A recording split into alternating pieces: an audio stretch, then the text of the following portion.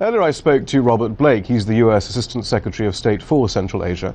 I asked him if the US is therefore recognizing the opposition-led interim government in Bishkek.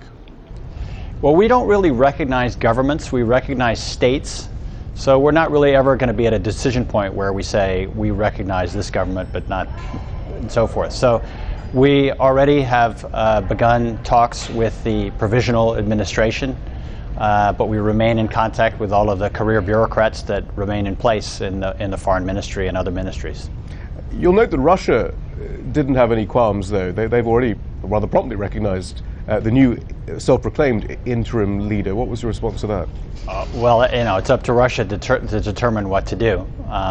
As I say, we've already entered into some talks. Our chargé d'affaires, our acting ambassador, met with Ms. Otunbayeva today for a meeting. I think that was a good beginning of a discussion. And so we're watching very closely the events there. And I think our first interest is in seeing law and order reestablished. And then after that, seeing the democratic process reestablished. But you'll also note that the interim leader thanked Russia for its significant support. Do you feel that Russia had a hand in what happened in Kyrgyzstan in the last few days? I don't really know if Russia had a hand or not. I mean, I think you'll have to ask the Russians that. This is being interpreted, though, as a move by Moscow to reassert itself, a strategic move to reassert itself in what it considers its sphere of influence. Does that concern the State Department? I don't think we see it that way.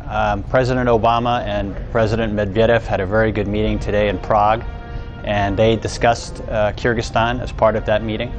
And from what I understand, they had a very strong convergence of views on that and the need, again, to restore order and stability in that country, and again, to get the democratic process going.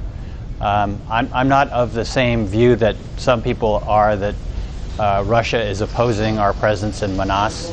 The Russians have shared our interests in helping to stabilize Afghanistan, and they know very well how important this is to our efforts to have our troops transit through Manas to get into Afghanistan. It was striking, though, that in Prague, the ink's still not yet dry, really, on the New START treaty, and again, the new era of US-Russian relations being hailed amidst all of this. A member of President Medvedev's delegation told journalists that as far as he was concerned, now the US base at Manas should be shut down. I haven't heard that. All I heard was from our own staff, who gave a press briefing after the meeting in which they reported that, again, there was a convergence of views between our two presidents on Kyrgyzstan. So I think I'll leave it with those who were in that meeting. Do you understand the hostility of those in the opposition movement, though, to the US base at Manas? I wouldn't say there's total opposition. I mean, I think we've already had some contacts with some members of that opposition, and they understand the importance of the base to our efforts, and they understand that Kyrgyzstan definitely has a shared interest in the stabilization of Afghanistan.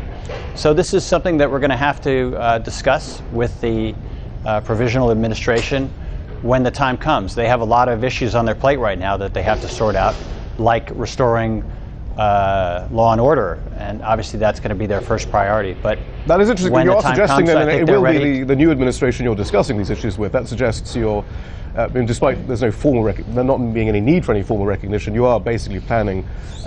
You're assuming that the interim government will be those who you negotiate with in the future. Well, the Prime Minister has resigned, and I think, from what we understand, the existing ministers are no longer but the president office. says he's still in charge.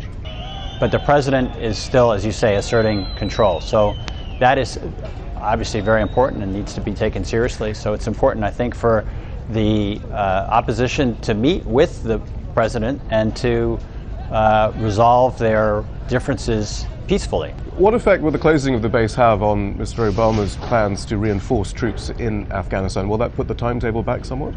Well, I don't want to speculate on the closing of the airbase. We hope that's not going to happen. As I say, it's an important vehicle and an important transit center for the transit of our troops into Afghanistan. There probably are other options, but this is the best option right now, and we, if we can, we'd like to keep it. And again, we think this is something that benefits not only the coalition in Afghanistan and the stability of Afghanistan, but also benefits Kyrgyzstan, which has a clear interest in stabilizing Afghanistan.